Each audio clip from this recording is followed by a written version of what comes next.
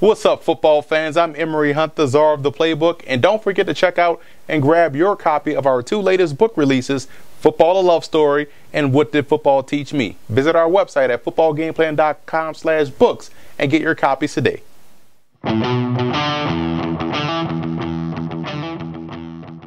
First, let's take a look at some of the coaching points for both teams in this ball game. Starting with New Orleans, the pass rush on the defensive side has to show itself versus Arizona. They have to find ways to get to the quarterback. That was a weak spot last year for the defense, and they have to improve on that if they want to have a successful 2015 season. And I would shrink the ball game. Right now, they're weakened in the secondary. The best way you can help out that defense is by shrinking the ball game offensively by running the football. If they can do that and maximize their own possessions, they can have some success. And it goes without saying, on any football team, you have to play mistake-free football, especially when you're a little bit short depth-wise in one area that the other team can exploit.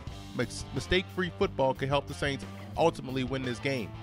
And for the Cardinals in this ball game, I would go spread and also up-tempo. You want to further weaken that Saints secondary that's already thin back there at corner and at safety by expanding that defense, forcing them to put their fourth and maybe fifth defensive back out there on the field and go up-tempo to where they can't substitute. That's one way you can take advantage of a secondary that's coming in short-handed. And I would press the big wide receivers and bracket the small wide receivers. That's one way I think the Cardinals can take away not only the big guys in Marcus Colston or Brandon Coleman, but also limit the effectiveness of Brandon Cooks. And the offensive line play, I think, is going to be huge in this game, and the Cardinals have to make sure they win up front and don't allow the Saints pass rush to get going.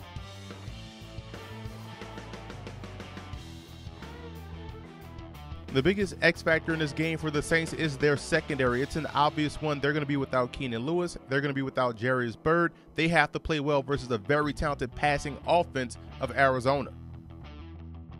And for the Cardinals in this ball game, I look at the right side of the offensive line, right tackle more in particular, Earl Wofford, and how well he can perform starting versus Cam Jordan, because we know what we saw in the preseason from the rookie DJ Humphries. I don't think he's ready to play. Now Wofford gets to start, and that's going to be a huge task because Cam Jordan is the Saints' best pass rusher, and he comes from the right side, so Wofford has to bring his A game.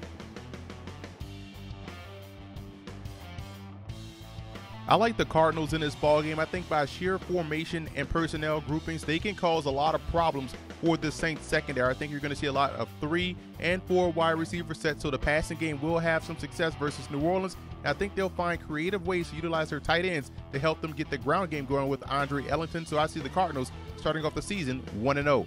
And I also want to give a huge shout out to Cardinal fan forums and Saint fan forums for always showing football game plan support.